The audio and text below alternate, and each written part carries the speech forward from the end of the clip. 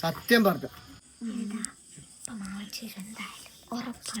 നമ്മൾ ആരും പൊട്ടിച്ചിട്ടില്ല. മാമച്ചി ആചരിക്കുന്ന കാര്യമായി. സത്യം പറഞ്ഞാൽ എല്ലാരും വെറുതെ വിടും.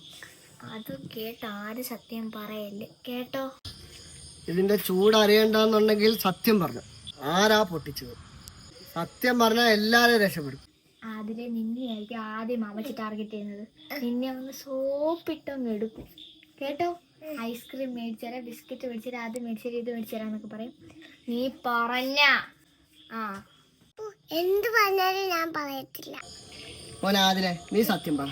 മോന് ഞാൻ ഐസ്ക്രീം മേടിച്ചു തരാം, മിഠായി മേടിച്ചു തരാം, എല്ലാം മേടിച്ചു തരാം. മോൻ സത്യം പറഞ്ഞു.